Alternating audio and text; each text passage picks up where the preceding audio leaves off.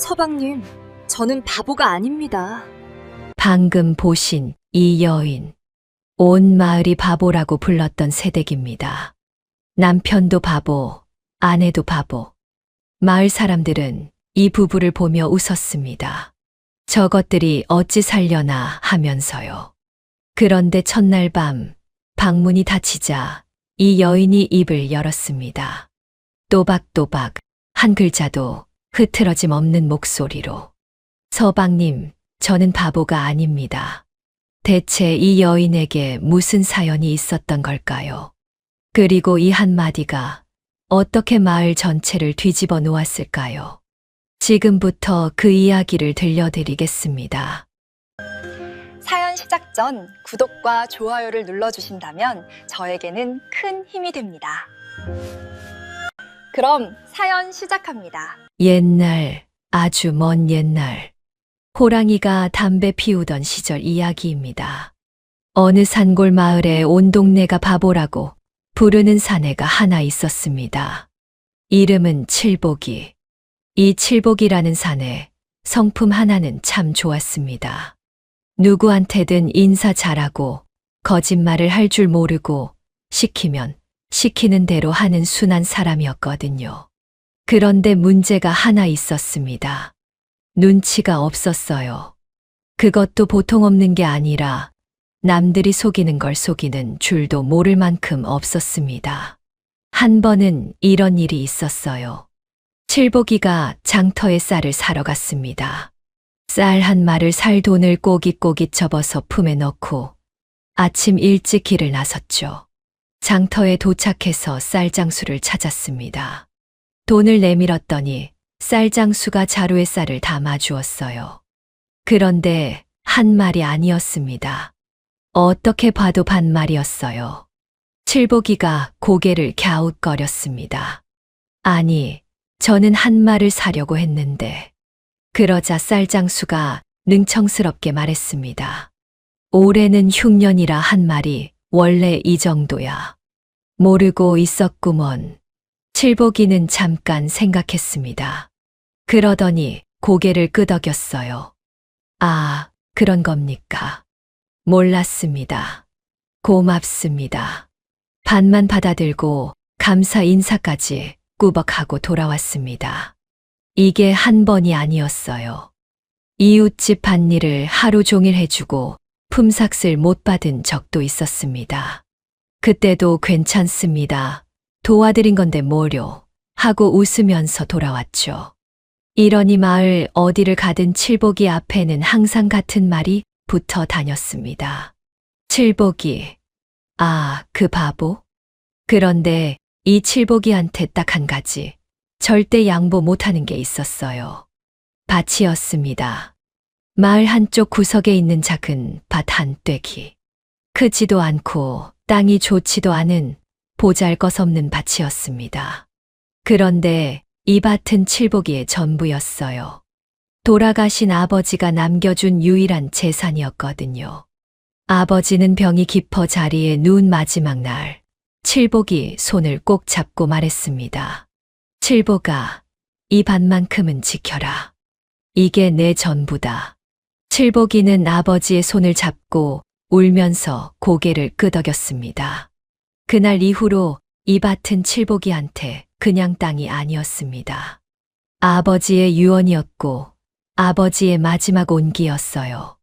아무리 어려워도 안 팔았습니다. 아무리 배가 고파도 안 팔았어요. 바보라는 소리는 매일 들어도 아무렇지 않았지만 이 밭을 팔라는 소리만큼은 칠복이를 화나게 만들었습니다. 그게 칠복이의 유일한 고집이었어요.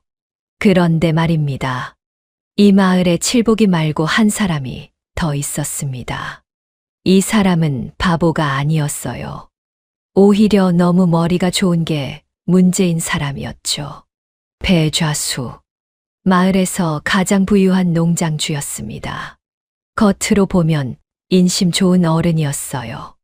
마을 잔치에 쌀을 내놓고 어려운 사람한테 곡식을 빌려주고 사람들은 배좌수 어른 아니었으면 이 마을이 어찌 됐겠나 하고 고개를 숙였습니다. 그런데 이게 전부 겉모습이었거든요. 배좌수의 진짜 재주는 장부에 있었습니다. 빌려준 쌀 3가마를 장부에는 5가마로 적고 이자를 붙이고 또 이자를 붙이고 한 번 빌리면 평생 갚을 수 없는 빚이 만들어지는 겁니다. 당하는 사람들은 대부분 그를 몰랐어요. 장부를 들이밀면 고개를 끄덕일 수밖에 없었죠. 그리고 배좌수가 가장 좋아하는 먹잇감이 누구였겠습니까? 당연히 칠복이었습니다.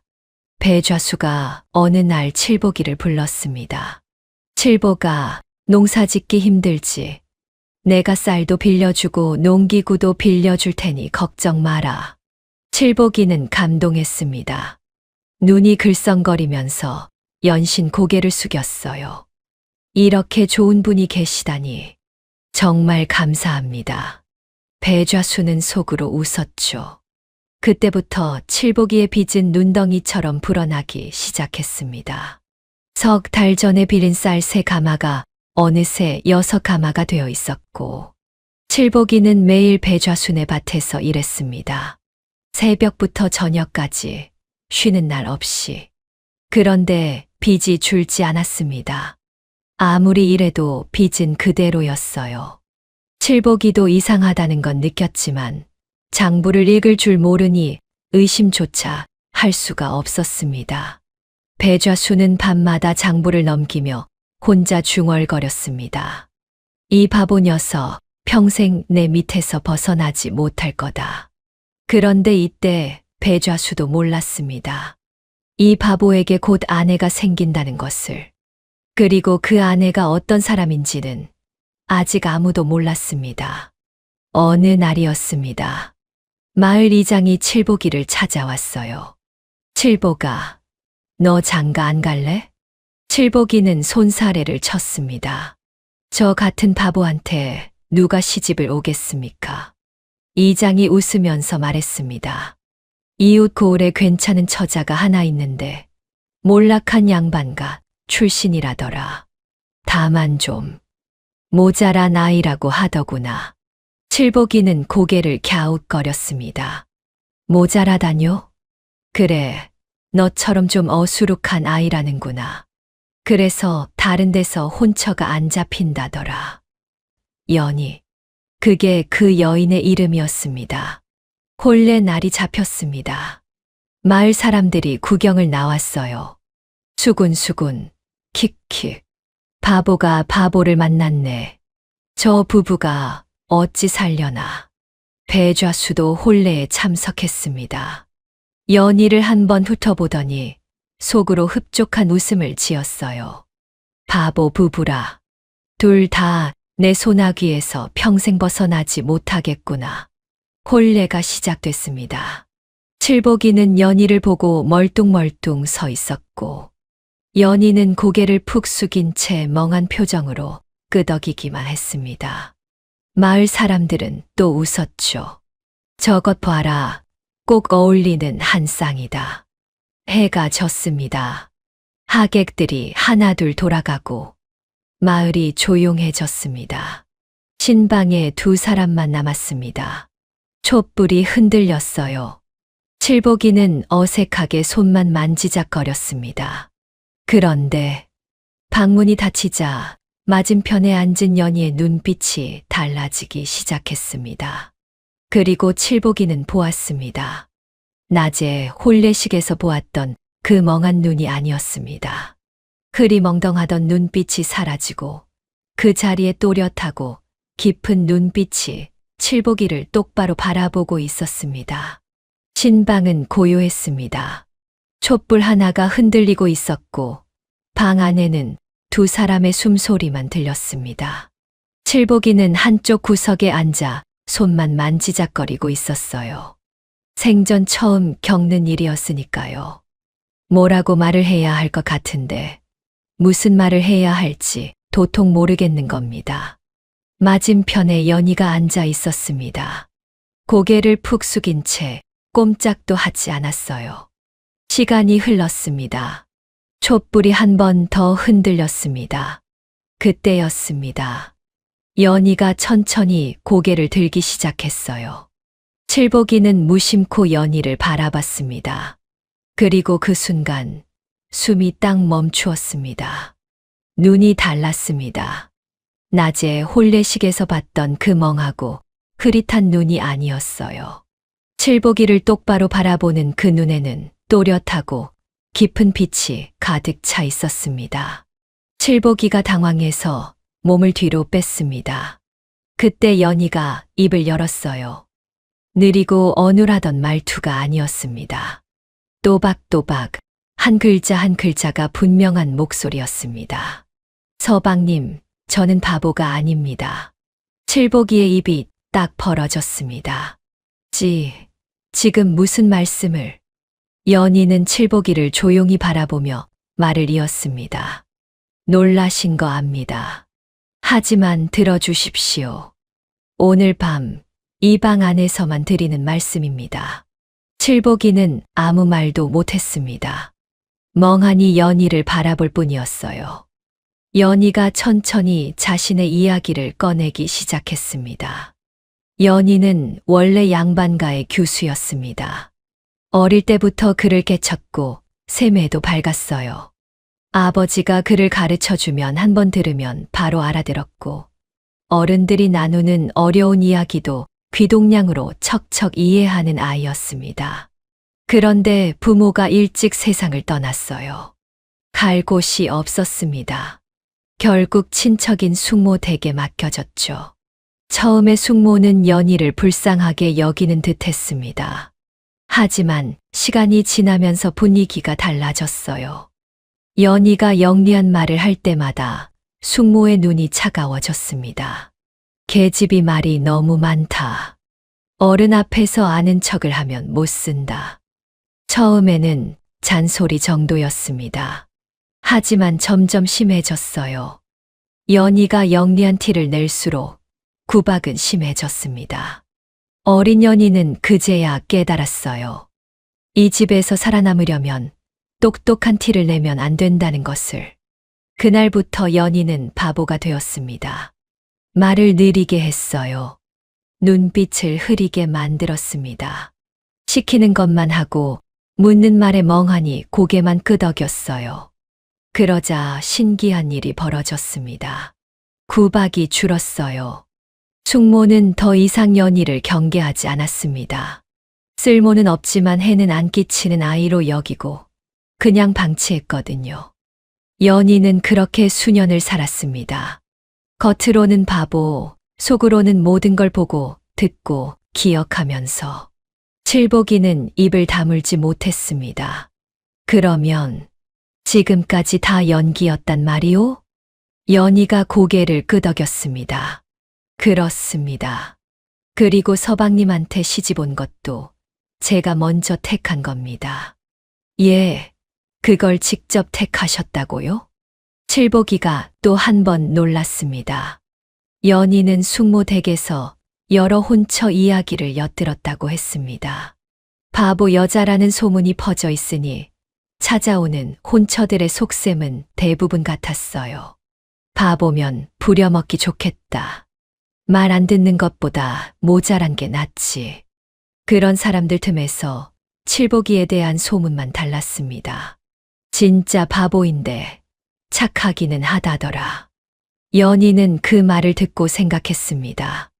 똑똑한 남자는 자기를 이용하려 들 것이고 나쁜 남자는 자기를 해칠 것이다. 하지만 착한 바보는 적어도 자기를 해치지는 않을 것이다. 그래서 연희가 직접 친척 어르신께 부탁해서 이 혼처를 잡은 겁니다. 서방님은 저를 해치지 않을 분이라 믿었습니다. 칠복이는 한참 동안 아무 말 없이 앉아 있었습니다. 그러더니 갑자기 환하게 웃었어요. 그래도 나는 진짜 바보인데 괜찮겠소? 연희도 처음으로 미소를 지었습니다. 괜찮습니다. 바보여서 택한 겁니다. 잠시 따뜻한 침묵이 흘렀습니다. 하지만 연희는 곧 표정을 바꿨어요. 미소가 사라지고 진지한 눈빛이 돌아왔습니다. 서방님, 한 가지 여쭙겠습니다. 배좌수한테 빌린 쌀이 얼마라고 들으셨습니까? 칠복이는 고개를 긁적였습니다. 3달 전에 쌀 3가마를 빌렸는데 지금은 6가마를 갚아야 한다고 했습니다. 3달 만에 2배가 되는 이자가 어디 있습니까? 칠복이는 멈칫했습니다. 그건 칠복이도 이상하다고 느낀 부분이었거든요. 하지만 장부를 읽을 줄 모르니 배좌수 말을 믿을 수밖에 없었던 겁니다. 연희가 말했습니다. 배좌수가 장부를 조작하고 있는 겁니다. 서방님만 당한 게 아닙니다.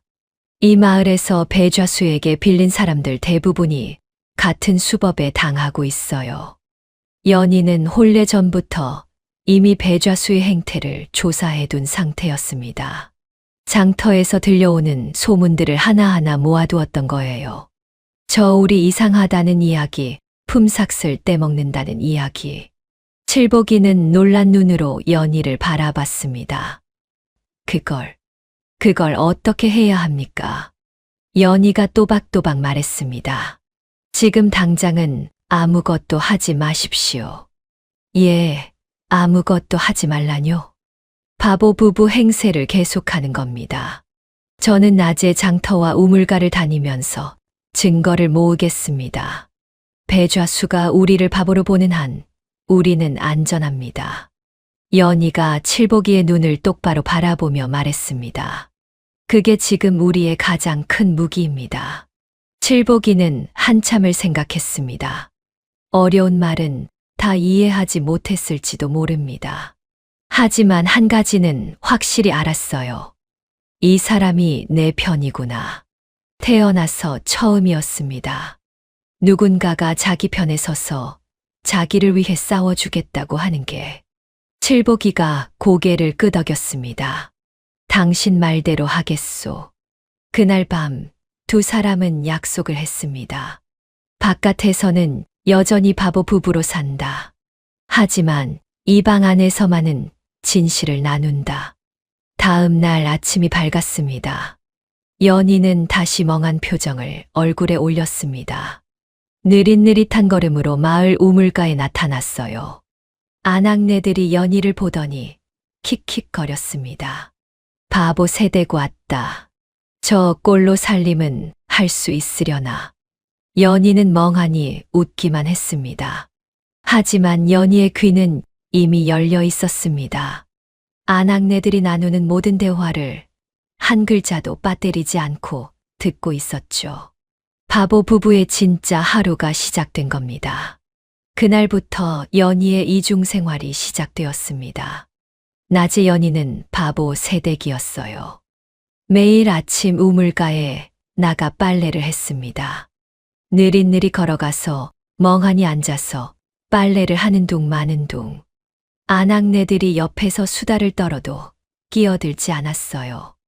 그냥 고개를 까딱까딱 하면서 듣고만 있었습니다. 아낙네들은 연희를 전혀 신경 쓰지 않았어요. 바보 새댁이 옆에 앉아 있든 말든 하고 싶은 말을 거리낌 없이 쏟아냈습니다. 배좌순의 저울이 이상하다더라. 같은 쌀인데 무게가 다르게 나온다잖아. 우리 집도 품삯을 떼었어. 사흘 일했는데 이틀치만 줬다니까. 그래도 어쩌겠어. 이 마을에서 배좌수한테 찍히면 살 수가 없는데. 연희는 멍한 표정으로 듣고만 있었습니다. 하지만 귀는 한마디도 놓치지 않았어요. 누가 얼마를 떼었는지, 언제 무슨 일이 있었는지 전부 머릿속에 새기고 있었습니다. 밤이 되면 연희는 달라졌습니다. 방문을 닫고 촛불을 켜면 바보 새댁은 사라지고 본래의 연희가 돌아왔어요. 칠복이 옆에 앉아서 낮에 들은 이야기를 하나하나 풀어놓았습니다. 오늘 막순이 아주머니가 그러더군요. 작년 가을에 사흘을 일했는데 이틀치 품삯만 받았다고요. 김서방네는 쌀을 빌렸는데 장부에 적힌 양이 실제보다 많았다고 하더군요. 칠복이는 그를 모르니 기록할 수가 없었어요.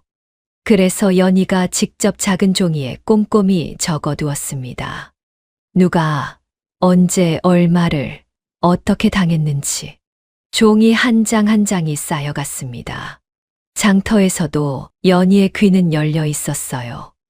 어느 날이었습니다. 연희가 장터를 어슬렁거리고 있었는데 배좌순의 하인이 저울 앞에서 뭔가를 하고 있었습니다. 잘 보니 저울추를 바꿔치고 있었어요. 손님이 오기 전에 슬쩍 무거운 추를 가벼운 추로 바꿔놓는 겁니다. 그러면 같은 양을 달아도 무게가 적게 나오니까 실제보다 적은 양을 주고도 제 값을 받을 수 있는 거였죠. 하인은 연희를 보고도 아무렇지 않았습니다.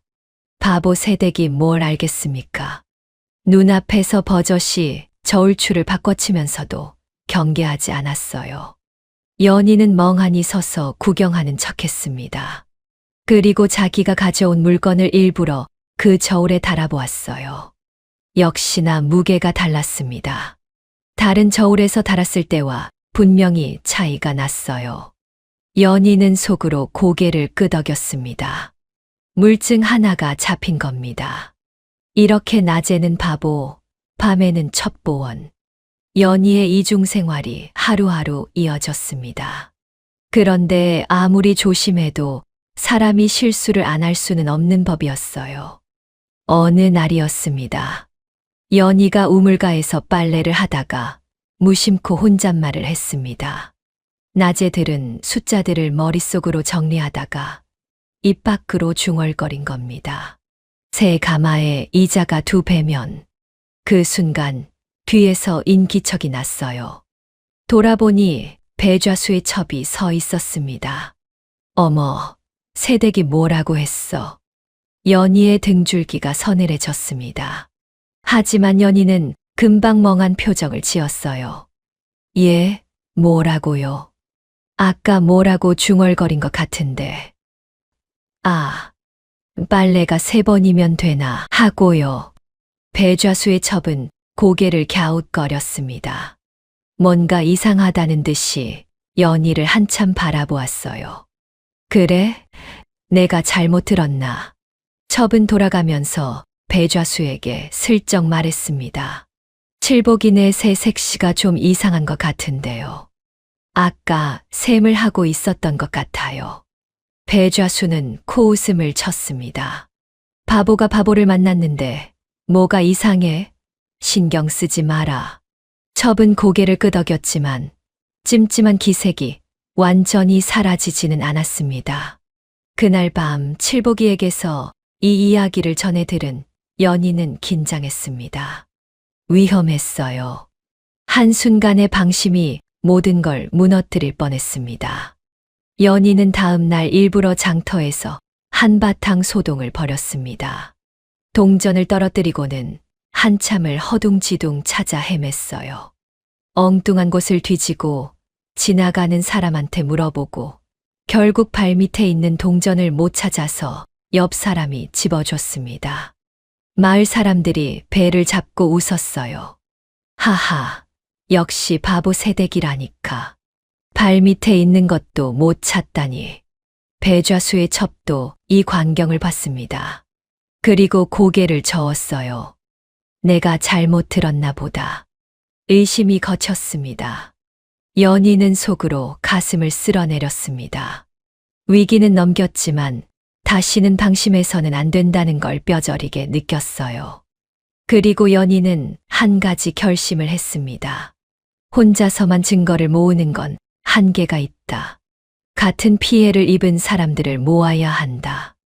연희가 가장 먼저 찾아간 사람은 막순이었습니다.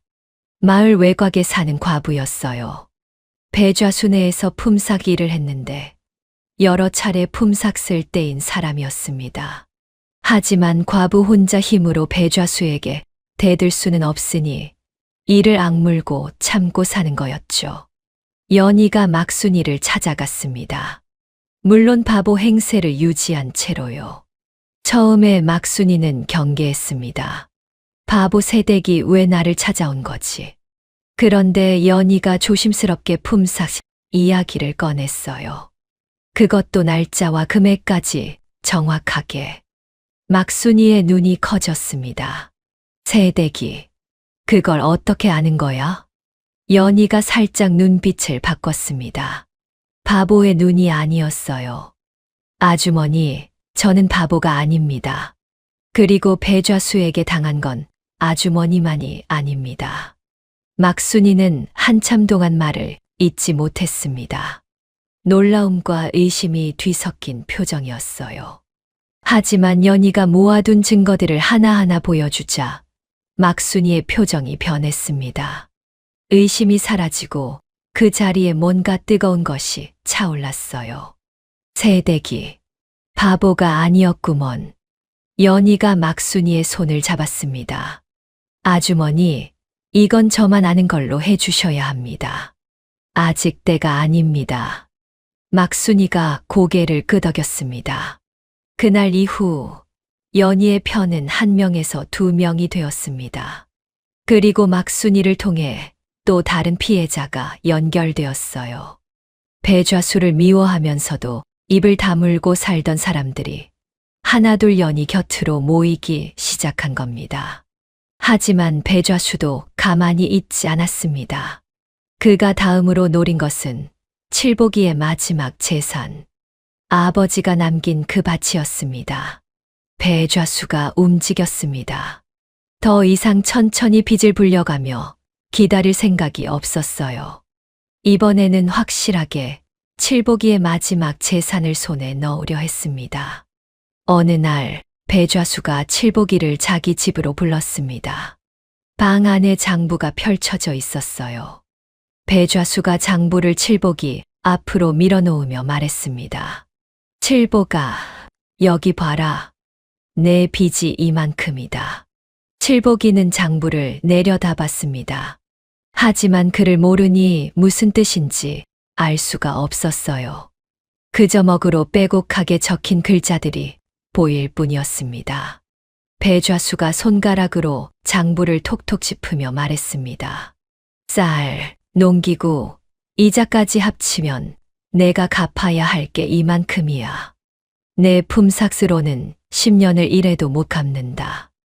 칠복이의 얼굴이 하얗게 질렸습니다.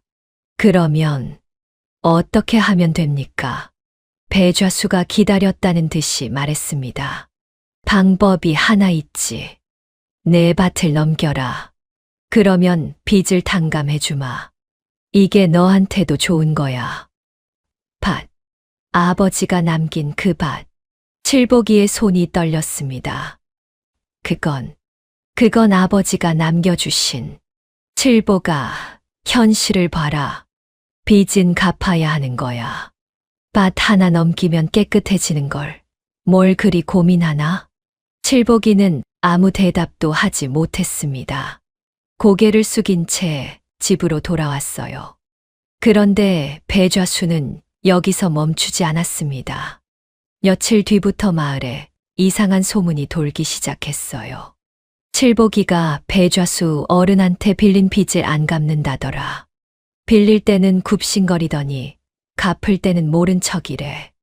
아무리 바보여도 그건 아니지. 배좌수가 퍼뜨린 소문이었습니다.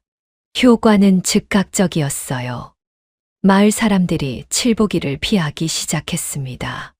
길에서 마주쳐도 눈을 돌렸고 인사를 해도 대꾸를 안 했어요. 빚쟁이라는 말이 바보 대신 칠복이를 따라다니기 시작했습니다. 더 큰 문제는 일감이었습니다. 그동안 칠복이는 이 집 저 집 품삯 일을 하면서 근근히 먹고 살았거든요. 그런데 배좌수 눈치를 보는 사람들이 하나둘 일감을 끊기 시작했습니다. 미안하다 칠복아.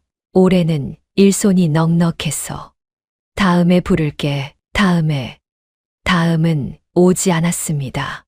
칠복이와 연희는 끼니를 걱정하는 지경에 이르렀어요. 쌀이 떨어지고 반찬거리도 바닥이 났습니다. 어느 날 밤이었습니다. 칠복이가 방 한 구석에 앉아 한참을 말없이 있다가 입을 열었습니다. 당신 말이오. 연희가 고개를 들었습니다. 그냥 밭을 넘기는 게 낫지 않겠소. 연희의 표정이 굳었습니다. 서방님, 그 밭을 넘기는 순간 우리는 영영 배좌수의 종이 됩니다. 빚이 끝나는 게 아니라 마지막 버팀목을 잃는 겁니다. 그건 나도 안다오. 하지만 칠복이의 목소리가 떨렸습니다. 당장 먹을 것도 없는데 참으라고만 하면 어쩌란 말이오. 처음이었습니다. 칠복이가 연희에게 화를 낸 건 순한 사람이 화를 내면 더 무섭다고 했던가요? 칠복이의 눈에는 분노가 아니라 무력감이 가득 차 있었습니다. 연희는 아무 말도 하지 못했어요. 칠복이가 방문을 열고 나가버렸습니다. 연희 혼자 방에 남았습니다. 촛불이 흔들렸어요. 연희는 입술을 꽉 깨물었습니다. 칠복이의 마음을 모르는 게 아니었어요. 배가 고픈 건 연희도 마찬가지였거든요. 하지만 여기서 무너지면 모든 게 끝이었습니다. 그동안 모은 증거도 모아놓은 사람들도 전부 의미가 없어지는 거였어요. 연희는 눈물을 삼켰습니다. 그리고 생각했습니다. 때를 더 기다릴 수는 없다. 지금 움직여야 한다. 다음 날 연희는 이장을 찾아갔습니다. 이장은 마을에서 유일하게 중립적인 사람이었어요. 배좌수의 힘에 눌려 사는 건 다른 사람들과 같았지만 그래도 양심까지 내다 판 사람은 아니었습니다. 연희는 이장 앞에서도 처음에는 바보 행세를 유지했어요. 하지만 장부 이야기를 꺼내면서 살짝 본심을 드러냈습니다. 이장님, 이건 제가 바보라서 모르는 건데요. 연희가 품에서 종이 한 장을 꺼냈습니다. 배좌수의 장부에 적힌 내용과 실제 거래 내역을 나란히 적어 놓은 것이었어요. 왜 석 달 전에 세 가마였던 게 지금은 6가마가 되었을까요? 이장이 종이를 받아들었습니다. 눈이 점점 커졌어요. 이건 분명한 조작이 아닌가. 이장은 예전부터 배좌수를 의심하고 있었습니다. 뭔가 이상하다는 건 느꼈지만 증거가 없었어요. 그런데 연희가 그 증거를 가져온 겁니다. 하지만 이장도 쉽게 나서지는 못했습니다. 세댁 마음은 알겠는데 배좌수를 건드리면 나도 무사하지 못해. 연희가 말했습니다. 이장님 혼자 나서실 필요 없습니다. 제가 판을 짜겠습니다.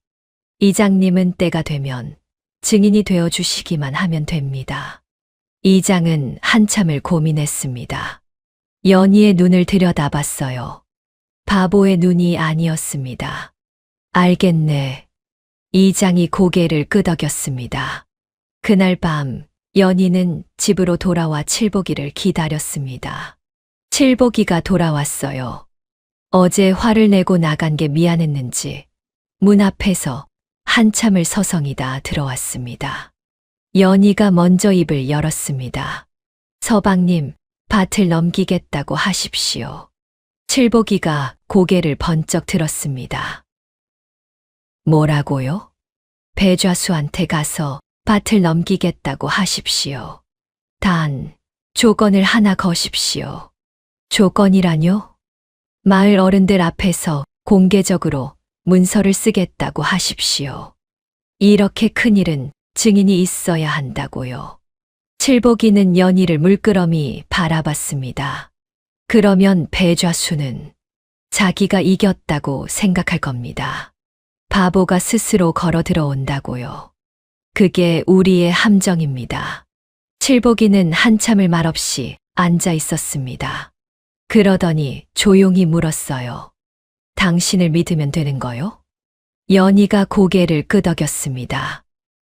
네, 저를 믿어주십시오. 칠복이가 천천히 웃었습니다. 어제의 화는 이미 사라져 있었어요. 알겠소. 당신 말대로 하겠소. 다음 날 칠복이는 배좌수를 찾아갔습니다. 고개를 숙이고 힘없는 목소리로 말했어요. 밭을 넘기겠습니다. 배좌수의 눈이 번쩍 빛났습니다. 오, 그래? 잘 생각했다, 칠보가. 대신 마을 어른들 앞에서 문서를 쓰고 싶습니다. 이렇게 큰일인데 증인이 있어야 하지 않겠습니까? 배좌수는 잠깐 생각하더니 활짝 웃었습니다. 그래, 그게 오히려 좋지. 마을 사람들 앞에서 정정당당하게 하자꾸나. 배좌수는 기분이 좋았습니다. 바보가 스스로 항복하러 왔으니까요. 그날이 바로 배좌수 인생 최악의 날이 될 줄은 꿈에도 모른 채. 마을 한가운데 너른 마당이 있었습니다. 평소에는 아이들이 뛰어노는 곳이었는데 오늘은 분위기가 달랐어요. 이장이 자리를 마련했습니다. 마당 한쪽에 멍석을 깔고 양쪽에 앉을 자리를 나눠 놓았어요. 소식은 이미 마을 전체에 퍼져 있었습니다. 칠보기가 배좌수한테 밭을 넘긴다더라. 마을 어른들 앞에서 문서를 쓴다는데 구경 가자, 구경 가자. 하나둘 마을 사람들이 모여들었습니다. 우물가 아낙네들, 장터상인들, 논밭에서 일하던 농부들까지. 대부분은 그냥 구경거리로 온 거였어요. 배좌수가 도착했습니다. 하인 둘을 데리고 여유롭게 걸어왔어요. 한 손에는 장부를 들고 있었습니다. 얼굴에는 여유가 가득했어요. 오늘은 칠보기의 밭을 정식으로 넘겨받는 날이라고 생각했으니까요. 배좌수가 자리에 앉으며 주변을 둘러봤습니다. 마을 사람들이 빙둘러서 구경하고 있었어요. 좋군. 증인이 많으면 많을수록 좋지. 배좌수는 속으로 웃었습니다. 반대쪽에 칠보기가 서 있었습니다. 초라한 행색이었어요.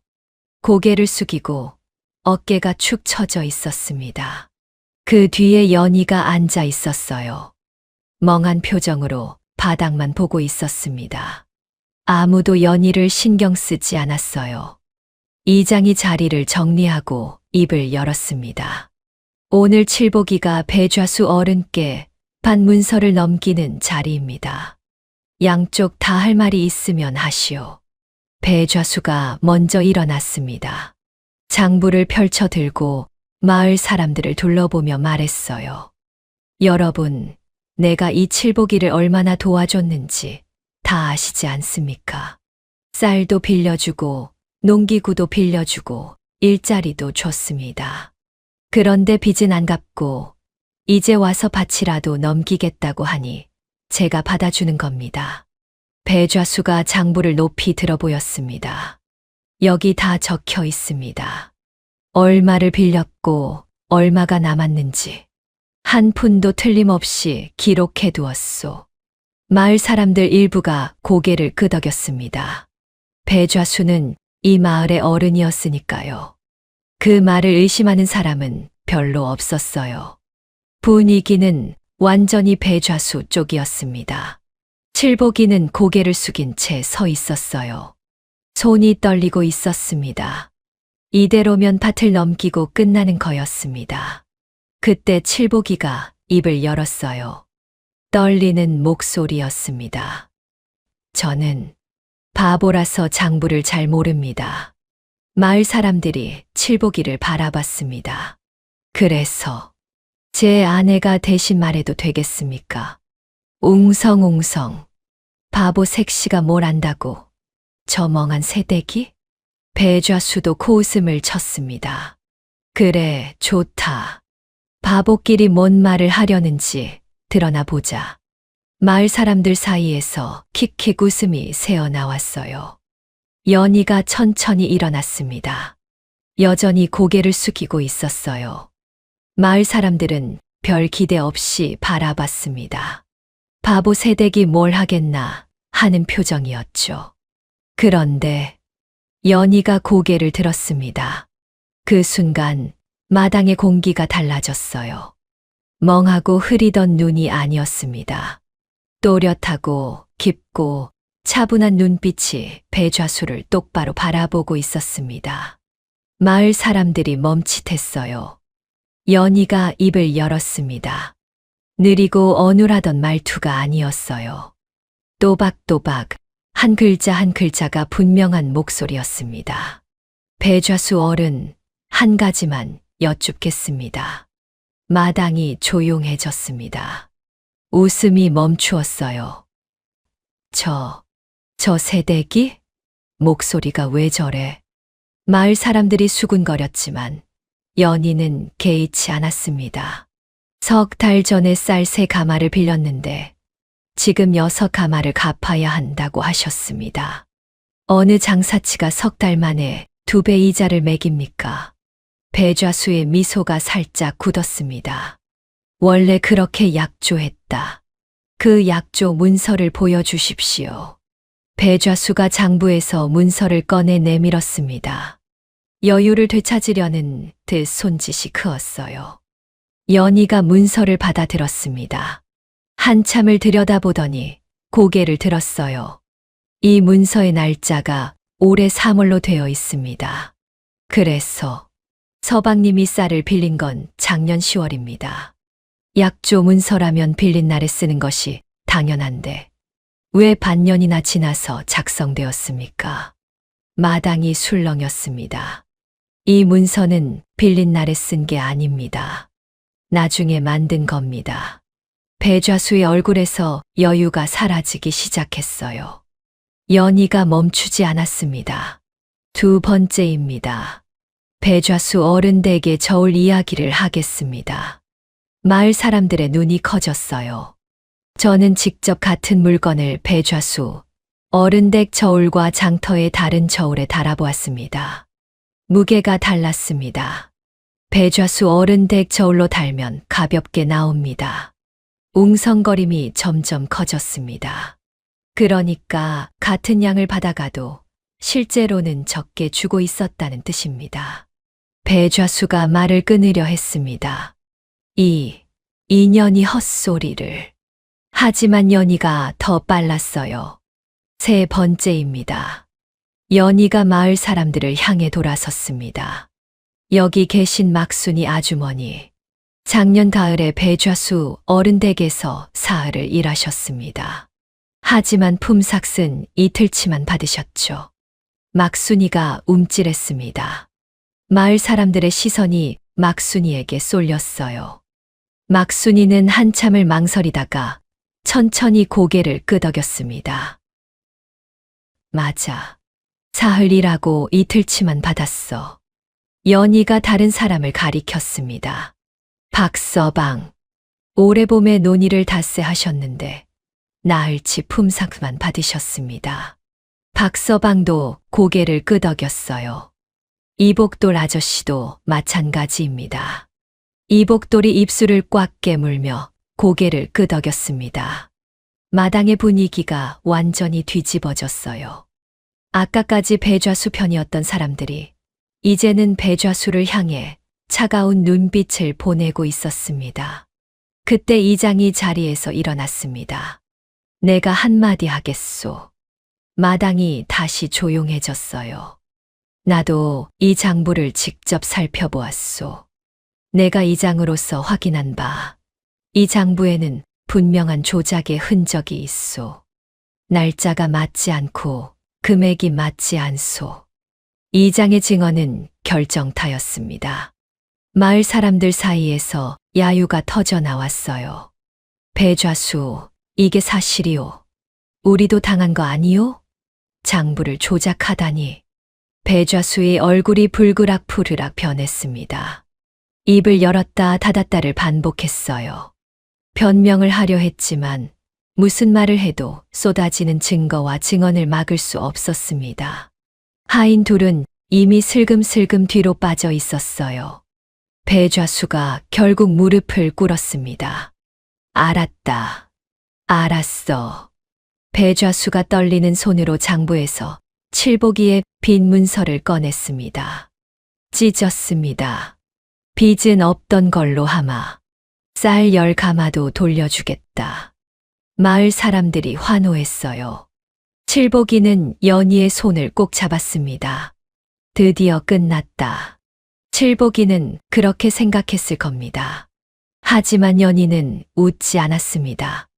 배좌수가 일어서서 돌아가는 뒷모습을 지켜보고 있었어요. 배좌수의 어깨는 떨리고 있었습니다.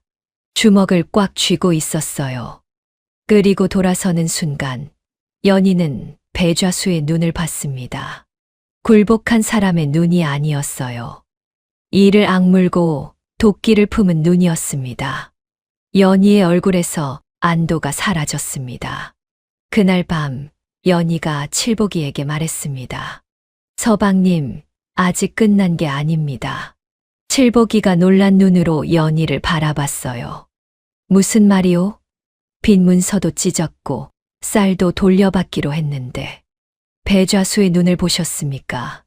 저 사람은 이대로 물러날 사람이 아닙니다. 칠복이는 아무 말도 하지 못했습니다. 연희의 예감은 틀린 적이 없었습니다. 배좌수는 집으로 돌아가자마자 방문을 걸어 잠갔습니다. 아무도 들이지 않았어요. 하인이 밥상을 들고 왔지만 문 앞에서 돌려보냈습니다. 방 안에 혼자 앉아 이를 갈았습니다. 마을 사람들 앞에서 무릎을 꿇었습니다. 빈 문서를 자기 손으로 찢었습니다. 쌀 10가마를 돌려주겠다고 약속까지 했습니다. 그 수치심이 뼛속까지 파고들었어요. 바보 부부한테 당하다니. 배좌수는 주먹으로 바닥을 내리쳤습니다. 이대로 끝낼 수 없었습니다. 마을에서 졌으니 마을 바깥의 힘을 빌려야 했어요. 배좌수는 다음 날 아침 관아로 향했습니다. 관아에는 배좌수가 평소에 잘 챙겨주던 아전이 한 명 있었습니다. 명절 때마다 쌀을 보내고 틈틈이 돈을 쥐어주던 사이였어요. 이런 날을 위해 미리 심어둔 사람이었죠. 배좌수가 아전을 찾아갔습니다. 자네한테 부탁할 일이 있네. 아전은 배좌수가 건네는 돈주머니를 보고 귀를 기울였습니다. 칠복이 아내라는 년이 마을에서 난리를 쳤어. 양민을 선동하고 나를 협박해서 문서를 찍게 만들었다네. 이걸 관아에 보고해주게. 아전이 고개를 끄덕였습니다. 어떻게 올리면 되겠습니까? 마을 질서를 어지럽히는 여인이 있으니 관에서 다스려야 한다. 이렇게 올려. 그리고 배좌수가 눈을 가늘게 떴습니다. 그년 혼자만 부르면 안 돼. 공론장에서 증언한 놈들도 같이 불러. 선동에 가담한 자들이라고. 아전은 돈주머니를 품에 넣으며 말했습니다. 알겠습니다. 내일 바로 올리지요. 배좌수는 돌아오는 길에 처음으로 다시 웃었습니다. 마을에서는 졌지만 관아는 다릅니다. 관아에서는 돈과 힘이 말을 하거든요. 며칠 뒤 마을의 관아 아전이 찾아왔습니다. 출두 명령서를 들고요. 칠복이와 연희는 물론이고 공론장에서 증언했던 막순이, 박서방, 이복돌까지 이름이 줄줄이 적혀 있었습니다. 선동에 가담한 자들도 함께 관아에 출두하라. 마을이 발칵 뒤집어졌어요. 칠복이는 출두 명령서를 받아들고 손이 떨렸습니다. 관아라니. 평생 가본 적 없는 곳이었어요. 관아는 칠복이 같은 평민한테는 두렵기만 한 곳이었습니다. 하지만 더 큰 문제는 다른 데 있었어요. 마을 사람들이 무너지기 시작한 겁니다. 소식을 들은 막순이가 연희를 찾아왔습니다. 얼굴이 하얗게 질려 있었어요. 세댁, 난 관아까지는 못 가겠어. 연희가 막순이를 바라봤습니다. 아주머니, 미안해. 하지만 나는 아이들이 있어. 관아에서 무슨 일이라도 생기면 아이들은 어쩌겠어. 막순이의 눈에 눈물이 고여 있었습니다. 진심이었어요. 배좌수가 무서운 게 아니라 아이들 걱정이 먼저였던 겁니다. 막순이만이 아니었습니다. 박서방도 찾아왔어요. 칠보가 미안하다. 배좌수가 관아 아전까지 손을 썼는데 우리가 이길 수 있겠나? 나는 빠지겠다. 이복돌은 아예 찾아오지도 않았습니다. 집에 문을 걸어 잠그고 나오지 않았어요. 공론장에서 용기를 내어 고개를 끄덕여 주었던 사람들이 하나둘 등을 돌리고 있었습니다. 연희가 공들여 쌓아올린 연대가 무너지고 있었어요. 이장도 흔들렸습니다. 세댁, 관아 아전이 배좌수 편이라면 이건 마을에서 싸우는 것과 차원이 다르네. 나도 솔직히 자신이 없어. 연희는 아무 말도 하지 못했습니다. 공론장에서 배좌수를 무릎 꿇렸을 때의 그 통쾌함이 모래성처럼 무너지는 기분이었어요. 그날 밤 연희는 방 안에 혼자 앉아 있었습니다. 촛불이 흔들렸어요. 마을 사람들 앞에서는 당당했습니다. 하지만 관아의 벽은 달랐어요. 돈과 권력 앞에서 증거만으로 될까? 평민 여자의 말을 사또가 들어줄까? 연희도 사람이었습니다. 두려웠어요. 그때 방문이 열렸습니다. 칠복이가 들어왔어요. 연희를 보더니 아무 말 없이 옆에 앉았습니다. 한참을 그렇게 앉아 있다가 칠복이가 입을 열었습니다. 내가 다녀올 데가 있소. 연희가 고개를 들었습니다. 어디를요? 막순이 아주머니한테, 그리고 박서방한테도. 서방님이요? 칠복이가 고개를 끄덕였습니다. 당신이 지금까지 혼자 다 했잖소. 이번에는 내가 해보겠소. 연희가 놀란 눈으로 칠복이를 바라봤습니다. 다음 날 아침 칠복이가 먼저 막순이를 찾아갔습니다. 막순이는 문을 열다가 칠복이를 보고 당황했어요. 칠복아, 나는 이미. 아주머니, 잠깐만 들어주십시오. 칠복이의 목소리는 떨리고 있었습니다. 말 주변도 없었어요. 하지만 진심은 묻어났습니다. 나는 바보라서 잘 모릅니다. 어려운 것도 모르고 글도 모르고 셈도 못합니다. 막순이가 조용히 듣고 있었어요. 하지만 하나는 압니다. 우리가 지금 입 다물면 배좌수한테 평생 당하고 사는 겁니다. 아주머니 아이들도, 나도, 이 마을 사람들 전부 다요. 칠복이가 막순이의 눈을 바라봤습니다. 나는 더 이상 그렇게 못 살겠습니다. 막순이는 한참 동안 말이 없었습니다. 그러다 눈물이 한 줄기 흘렀어요. 알았어. 가마. 같이 가. 칠복이는 박서방도 찾아갔습니다. 같은 말을 했어요. 세련되지 않은 더듬더듬한 하지만 진심이 담긴 말.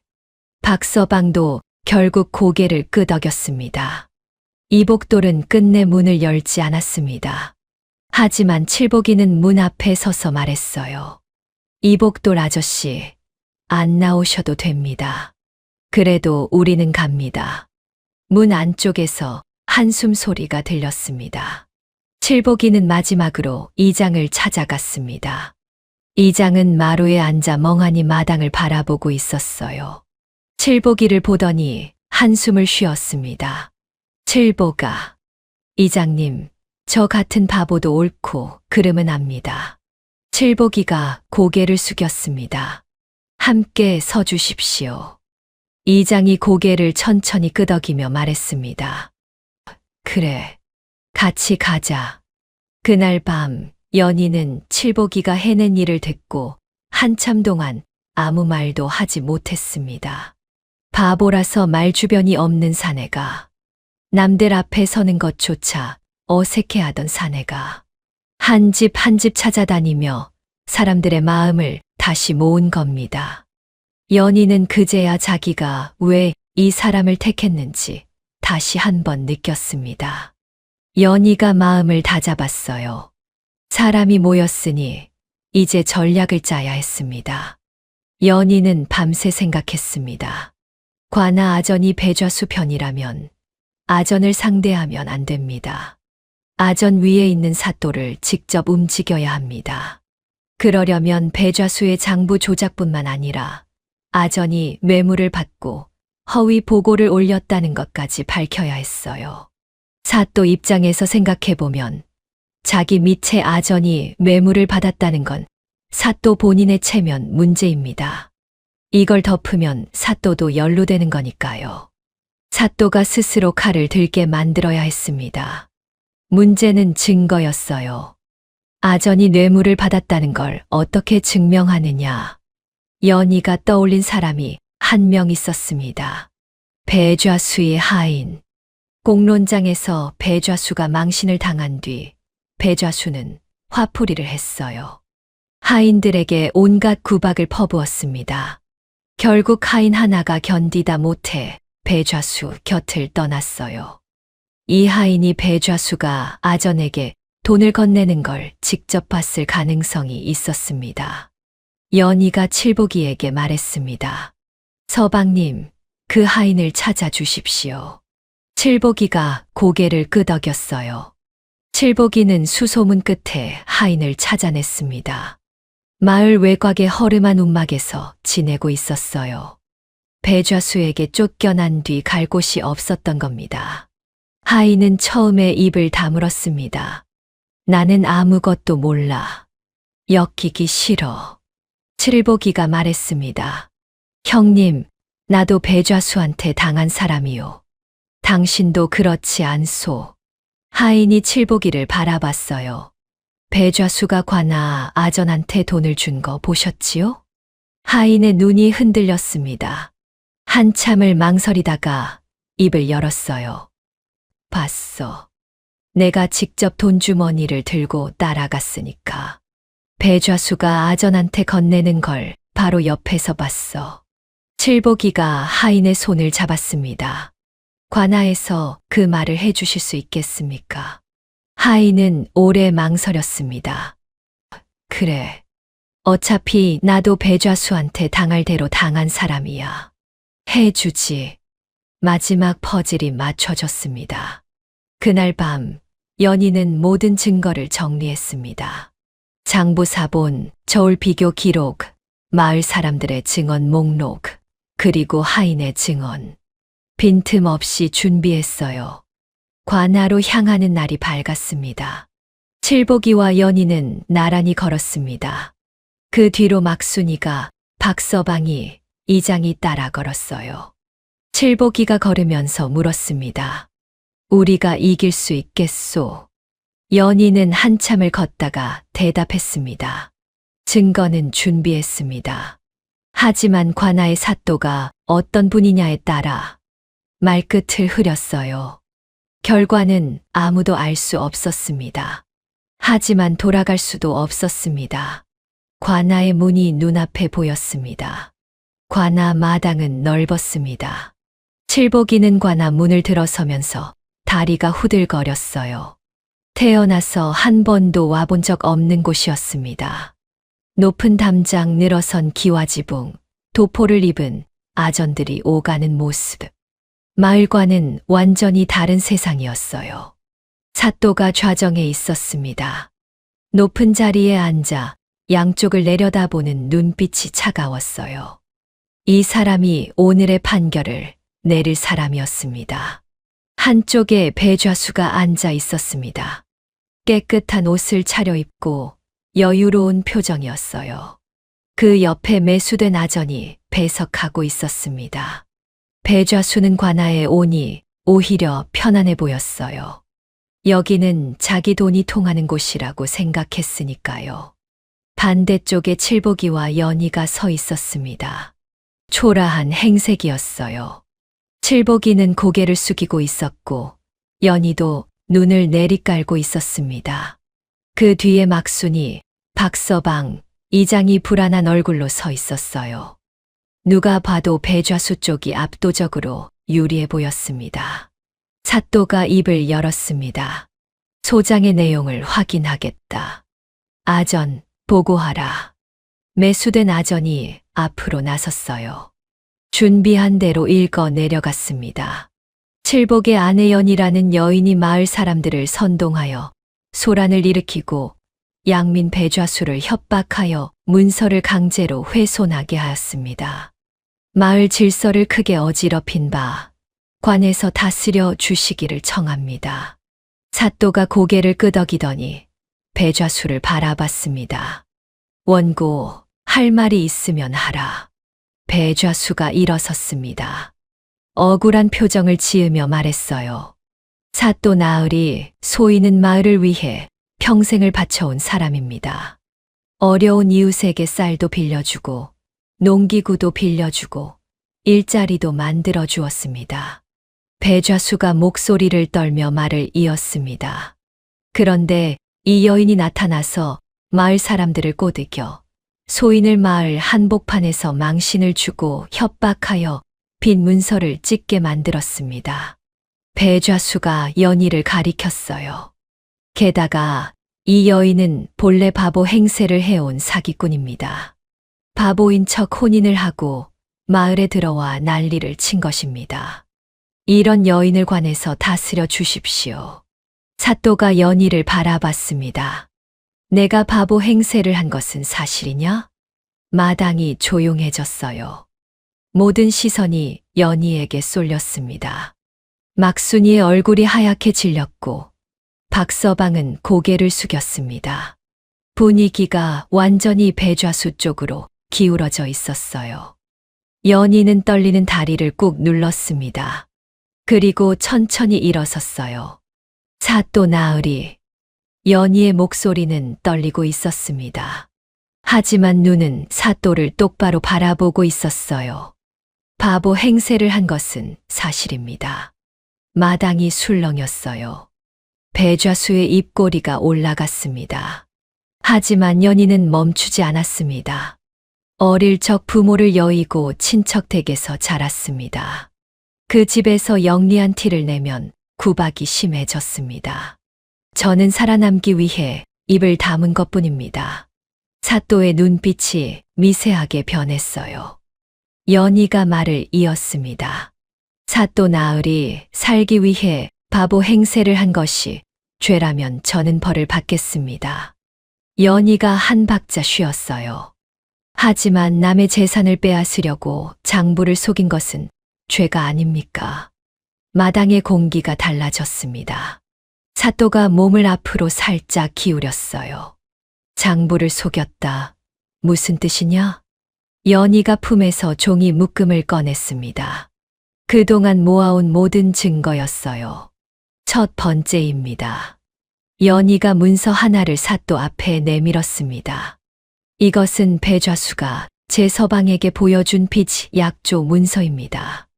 날짜가 올해 3월로 되어 있습니다.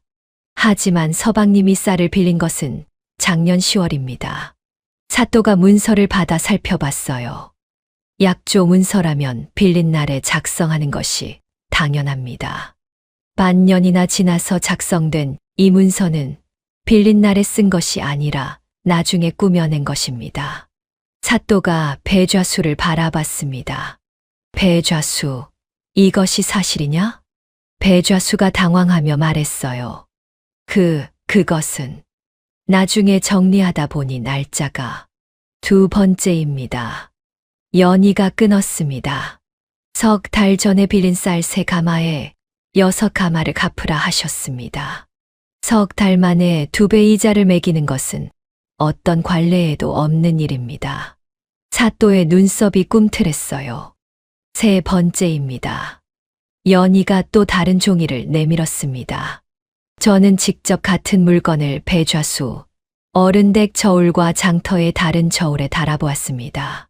같은 물건인데 무게가 다르게 나왔습니다.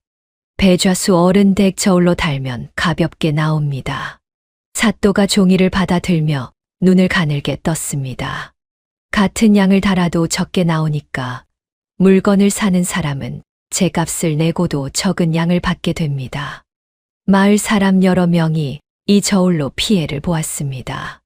사또가 증거들을 하나하나 살펴보는 동안 배좌수의 안색이 점점 변해가고 있었습니다. 처음의 여유는 이미 사라져 있었어요. 사또가 증인들을 바라봤습니다. 증인이 있다 하였으니 들어보겠다. 막순이가 앞으로 나왔습니다. 다리가 떨리고 있었어요. 하지만 칠복이가 했던 말을 떠올렸습니다. 지금 입 다물면 평생 당하고 산다. 소희는 막순이라 합니다. 목소리가 떨렸지만 한마디 한마디를 꾹꾹 눌러 말했어요. 작년 가을에 배좌수 어른 댁에서 사흘을 일했습니다. 하지만 품삯은 이틀치만 받았습니다.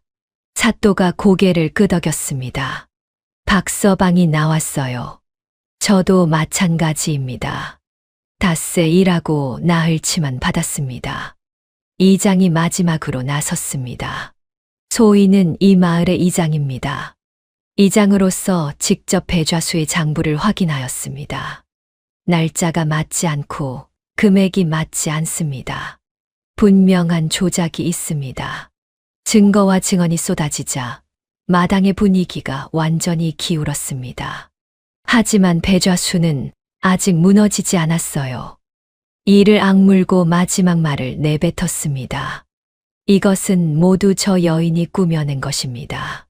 사또 나으리 관하에서 제대로 조사해 보시면 소인의 결백이. 배좌수가 매수된 아전을 힐끗 바라봤어요.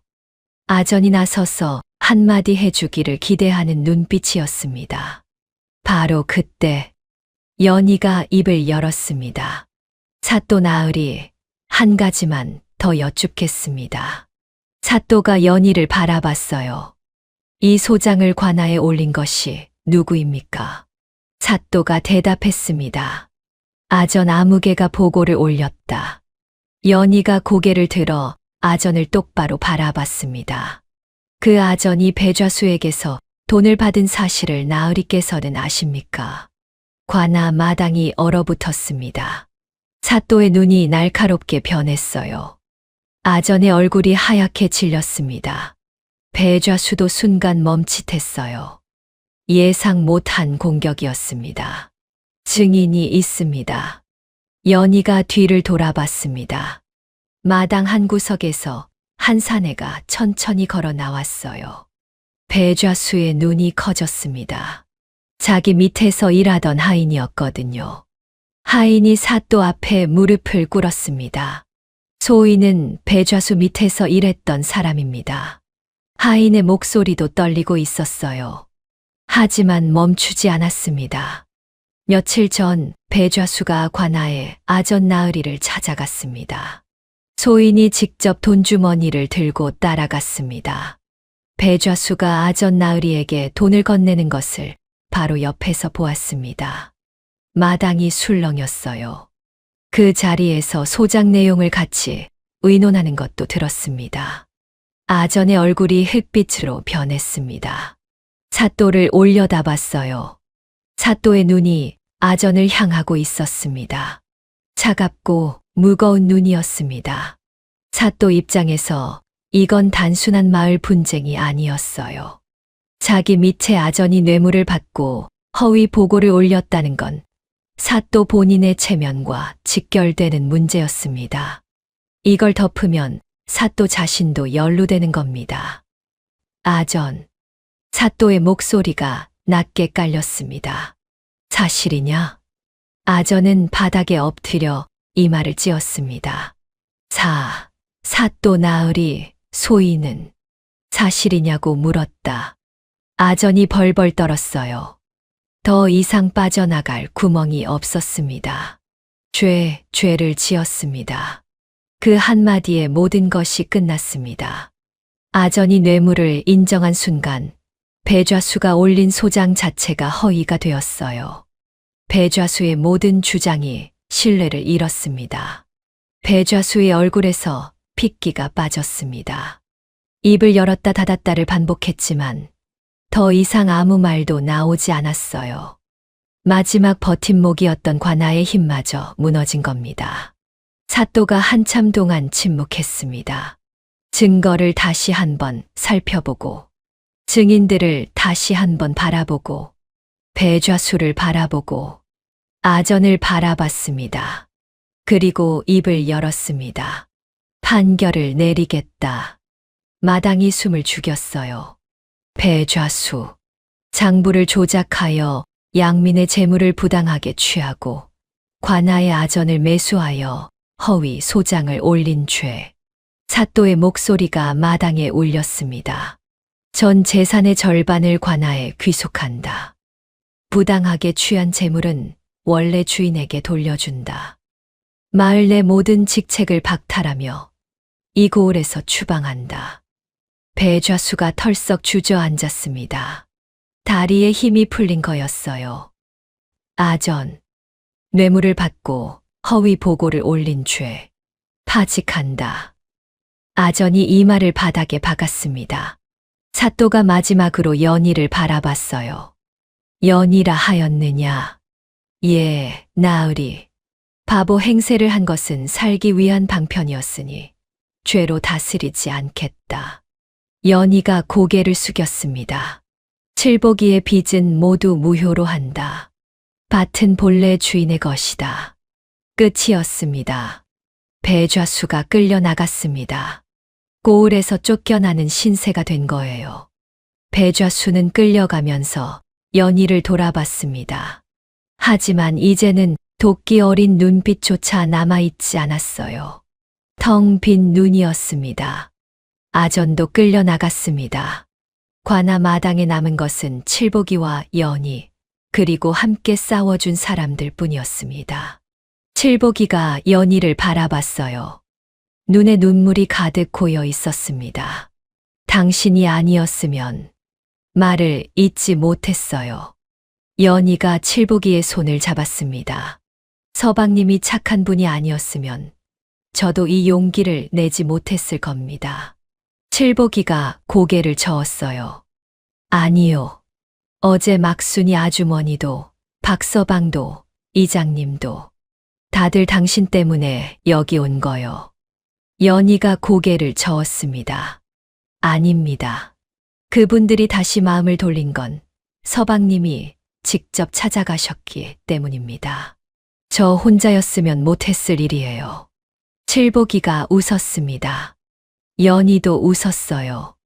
막순이가 옆에서 코를 훌쩍였습니다. 이놈의 부부는 서로 공을 떠넘기기 바쁘구먼. 다 같이 웃었습니다. 관아문을 나서는 두 사람의 뒤로 햇살이 쏟아졌습니다. 그 옆에는 함께 싸워준 사람들이 나란히 걷고 있었죠. 배좌수가 떠난 마을은 조용했습니다. 처음 며칠은 어수선했어요. 배좌순의 곳간이 열리고 관아의 명에 따라 재물이 하나둘 원래 주인에게 돌아갔습니다.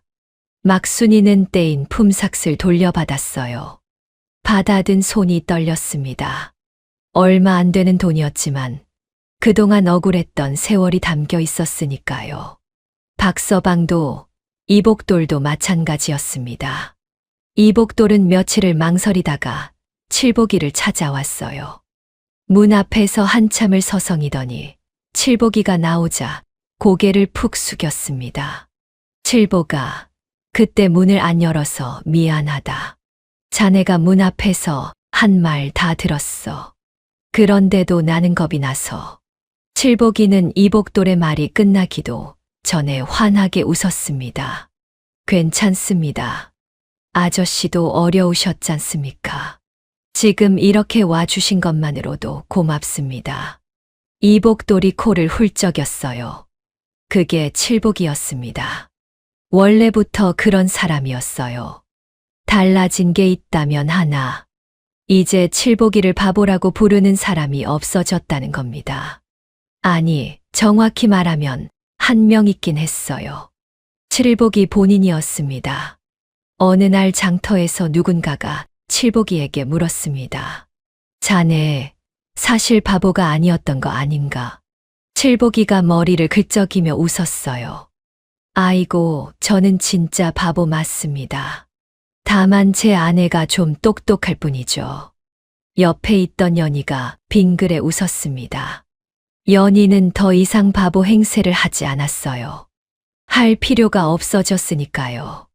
마을 아낙네들이 하나둘 연희를 찾아오기 시작했습니다.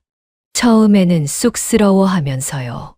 세댁, 아니, 이제 세댁이라 부르면 안 되겠구나. 나도 글 좀 배울 수 있겠나? 연희가 웃으며 고개를 끄덕였어요. 물론이지요. 우물가에서 빨래하던 자리가 연희가 글과 셈을 가르치는 자리로 바뀌었습니다.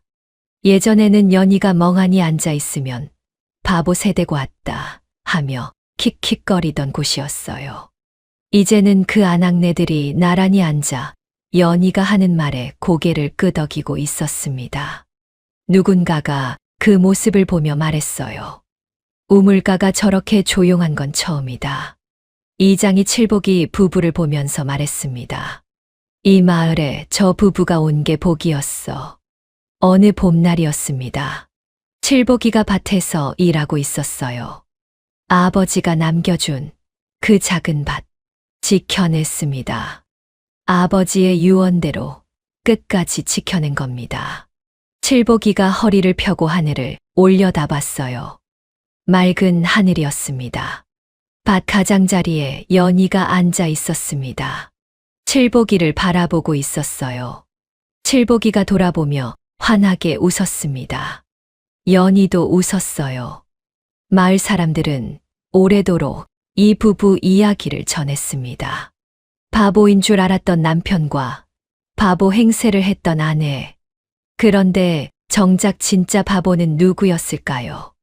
조상들의 지혜가 담긴 설화는 언제 들어도 참 묘한 매력이 있죠. 이 이야기는 제가 직접 현대적으로 재구성해서 만든 창작물입니다. 대본 작성부터 사파 작업까지 모든 과정에 정성을 다하고 있거든요.